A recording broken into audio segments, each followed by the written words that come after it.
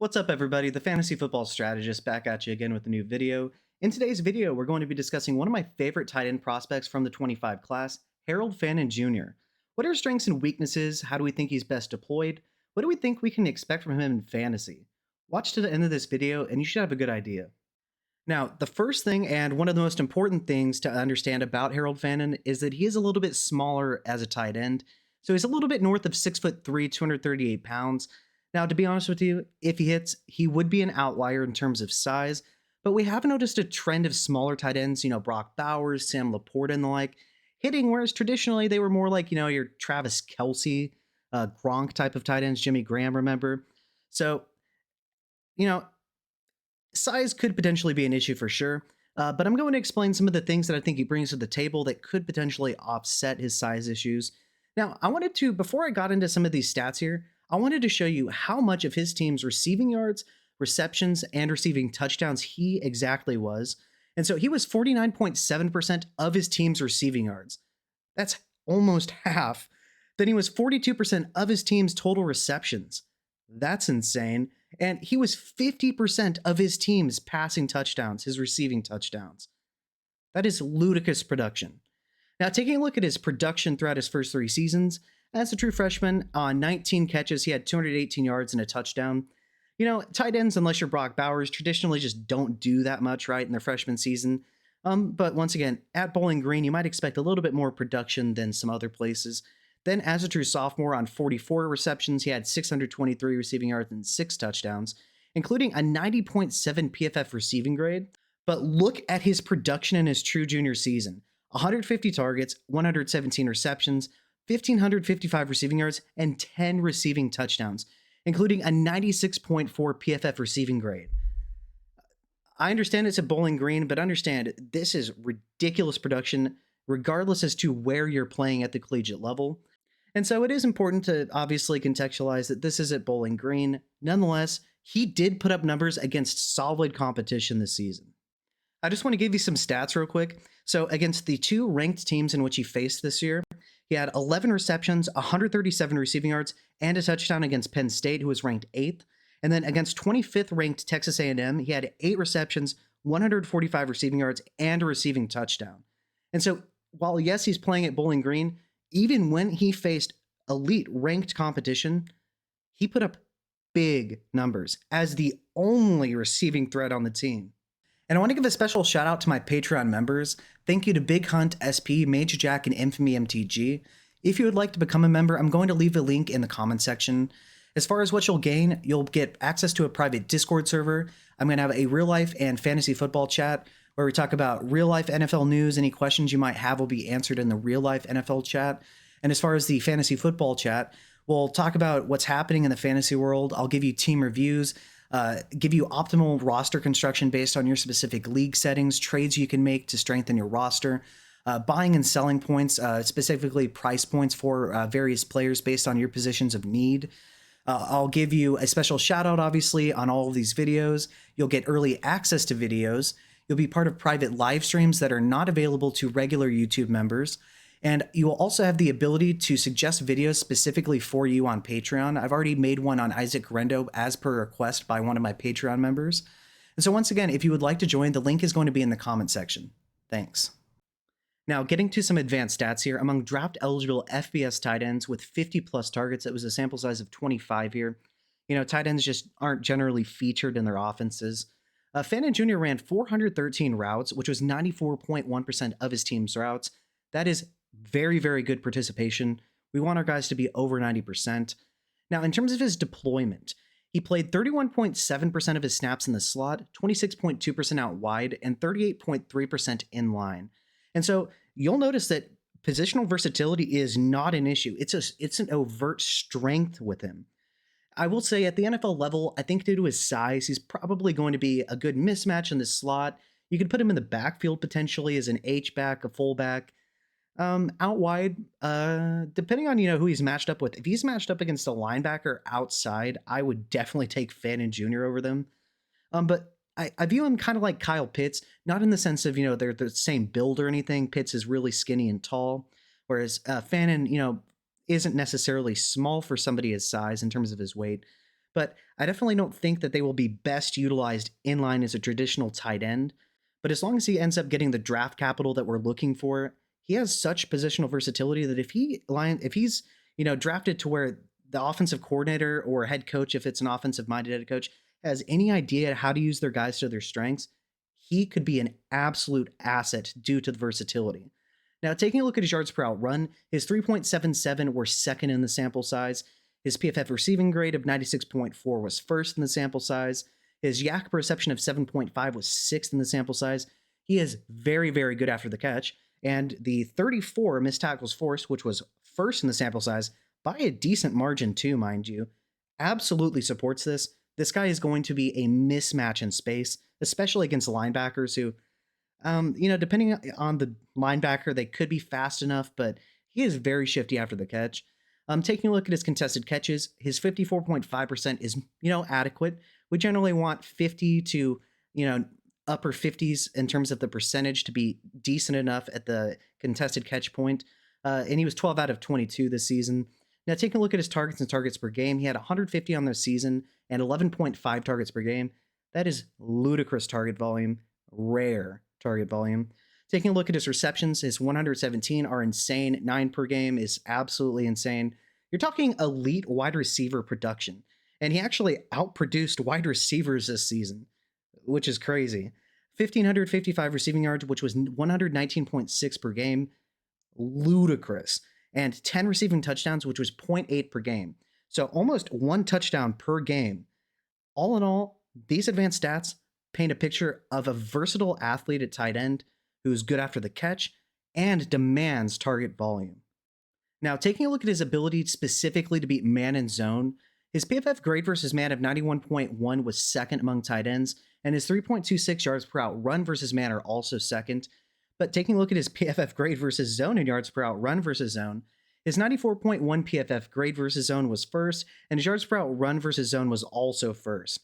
Regardless as to whether he is facing man or zone coverage, he was effective. As to which one he's better at beating, I think it just depends on the matchup personally. He has no issue finding the soft spot in zone. Against man coverage, he's slippery, and he runs his routes quite deceptively. He is a little bit stiff. He kind of, reminds me of a penguin with, rocket launchers on his feet. It's kind of funny when he runs, but nonetheless, he beats man coverage consistently. And remember, against those two ranked teams, he dominated. Now, taking a look at his PFF grade on screens, while I don't really pay credence a lot of times to these PFF grades when there's not enough of a sample size, he had 32 screen targets. Like I said, his missed tackles forced and his yards after catch per reception should tell you that he is very good after the catch. And then look at his score. He's 98.2. That is insane, which I don't necessarily agree with all PFF grades blindly, really, but this is a well-deserved grade in my opinion. And taking a look at his PFF grade in the slot, his 94.8 score was first as well, and his 74 first downs caught was also first. Essentially, he was first or second in just about any advanced stat that you could think of for tight ends. And it's not as if we have some bums this year, right? We have Colston Loveland and Tyler Warren, both of whom are supposed to be first-round picks this year. So, like I said, this guy has a lot to like from an analytical standpoint. But what does he look like for us on film? And so getting to the grades here, remember that he's a little bit north of 6'3", 238 pounds. And so he would be a bit of an outlier, but once again, we've seen Brock Bowers and Sam Laporta hit recently, both of whom were on the smaller size in terms of tight ends in the NFL that produce for us. He isn't really declared as a junior. I do like that he was able to put up such a massive season as a true junior. A lot of tight ends really don't hit. Even though Tyler Warren, I think, is a little bit better, I'll break the news to you. As you can see that his score is a 78, and so I think he's a good prospect. Once again, Tyler Warren really didn't do anything until this past season for the most part. Harold Fannin was doing this as a true junior, so you got to give your props to him there, right? In terms of my valuation, I think he's worthy of a late first, early second round pick. My comp for him, I think he's David Njoku and Evan Ingram's body. And so he's not, the massive freak athletically in terms of his actual size that David Njoku is, but he is wicked after the catch. By the way, he has a nasty stiff arm. He's physical. He'll look to truck through, but he can absolutely make you miss and make you look stupid. And so And he's also very good after the catch in a straight line as well. And he reminds me of Evan Ingram in that way, but more of the David Njoku due to the physicality. And my official grade is a 78 out of 100. So I think that he is a good prospect, teetering on the edge if he would have been an 80 of being a great prospect. And so taking a look at his short routes, I gave him a 4 out of 5. In the screen game, he's dynamic. He's also dynamic on the shallow crosses, separates very well, easily, and consistently. Taking a look at his medium routes, I gave him a 3.5 out of 5. He didn't separate quite as much in terms of consistently as I would like on some of those dig routes, but I still think that he's above average, especially for a tight end here. And then in terms of his deep routes, down the seams, this guy is dangerous. He, a lot of people I think overlook him because he runs a little bit stiff and funny. Make no mistake, he can beat linebackers down the seams, and he is going to be a threat to do so at the NFL level. Make no mistake. In terms of his blocking, I gave him a 3 out of 5. I think it's slightly above average, especially for somebody with his size. But you're just not going to you're not going to confuse him with some of these bigger guys like Gronk used to be, right? In terms of his football IQ, I gave him a 3.5 out of 5. I think he generally didn't miss too many assignments. He generally understood the drop depth of defenders and how to run his routes successfully. I did see a little bit of an issue on terms of, like I said, some of those dig routes, but overall, I do think that he's a very intelligent player and above average. In terms of his speed and acceleration, now, these are not combine scores. These are what I see on film. You see, a lot of people take a look at combine scores and they think, wow, this guy is this fast. Sometimes it just does not translate on the field. His speed does translate on the field. I think it's great. I gave it a 7 out of 10. And it's also impressive because his burst, his acceleration offline of scrimmage is also impressive. And so he combines both of those to be a deadly threat in the open field. His deceleration, I gave him a 3 out of 5. His snap down on some of those curls could have been a little bit better, but I still, once again, 3 out of 5 is a little bit above average. I think that he's good there. And in terms of his agility, 4 out of 5, he is a menace after the catch. He'll make you look stupid in confined spaces. Remember that his missed tackles forced of 34 was easily first in this class, and his receiving grade in the screen game on 32, I believe, or 34 targets was still ludicrous as well, and his yak perception was also good. In terms of his change of direction, it's also quite impressive. I saw him running some of these routes in the one-on-ones in the Senior Bowl, and man, did he look impressive. And he has no issue separating on most routes. In terms of his catching, I gave him a 4 out of 5. He generally has no issues.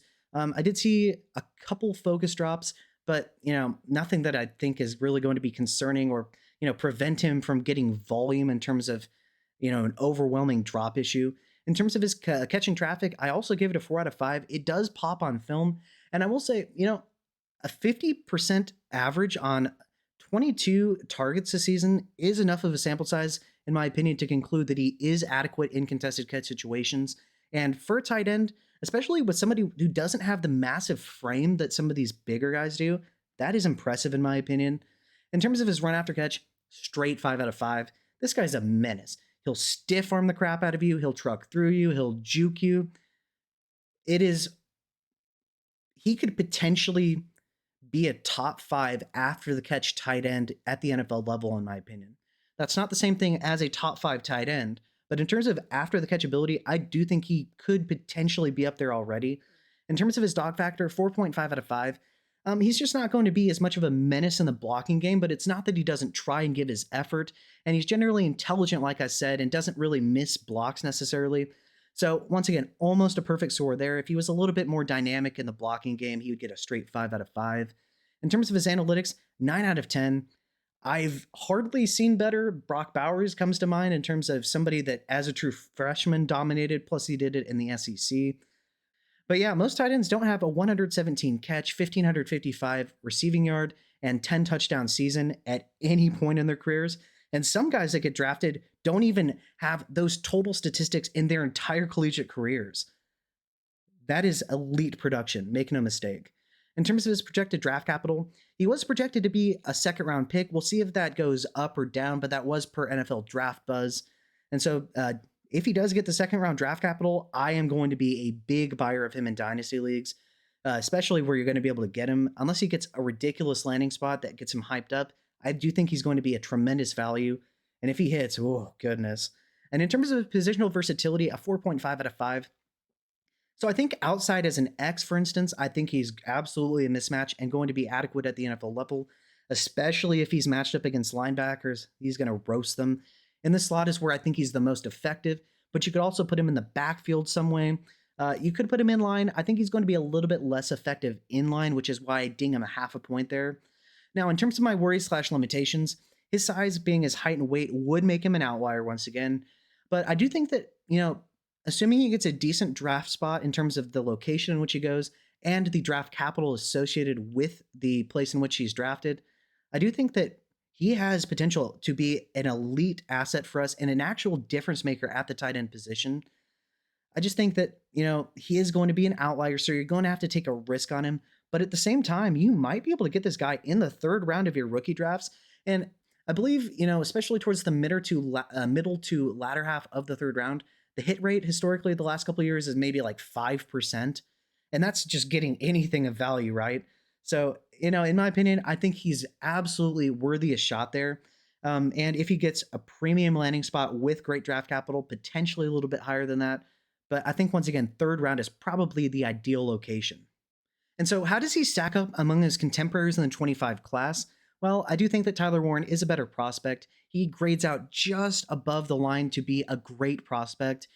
Fannin is a little bit lower in terms of his grade, but he's still a good prospect and the upper tier of that. And he does edge out Loveland in the grading here, who I love as well. I really like all three of these tight ends. So please don't take this as hate in any way, shape, or form. I think that all these guys could be tremendous assets for us in fantasy. And man, it's a good year to need a tight end and not have to, spend the premium draft capital that you did to get Brock Bowers, for instance. You might not get a Brock Bowers. That's extremely rare, right? But there is a ton of upside, and you might not have to spend quite as much draft capital. You might with Warren, but I think that Loveland and especially Fannin will be tremendous values. And so to wrap it up, remember that Harold Fannin is 6'3", 238 pounds. That would make him a bit of an outlier, but like I've said a couple times, Brock Bowers and Sam Laporta are also outliers, and so they both hit massively. He's a true junior and early declare out of Bowling Green University. Remember that while the level of competition in general wasn't that great, when he did play ranked competition against Penn State and Texas A&M, he dominated. And he was really the only scary thing in that passing offense. In terms of my valuation, I think he's worthy of a late first, early second round pick in terms of real life NFL draft capital. In your rookie drafts, I think he could potentially be worth a late second, but I think you'll probably be better off taking him somewhere in the third round unless, he just gets this perfect landing spot with the capital combined. My comp is David Njoku in Evan Ingram's body. So, the physical build resembles that of Evan Ingram, but he's so physical after the catch with his nasty stiff arm, his ability to truck through you, but also just wicked ability as an athlete to make people miss in confined spaces. It's truly special for a tight end. Remember, I gave him a 5 out of 5 in terms of his run after catch. And in terms of my grade, I gave him a 78 out of 100, which is the upper tier of a good tight end prospect. So what do you think? Are you a little bit higher on him than I am, a little bit lower? Let me know below in the comment section. I'm curious what y'all think. With that being said, please feel free to like and subscribe. It's a great and free way to support the channel. Make sure you check out my Patreon. And yeah, I hope you guys have a fantastic day.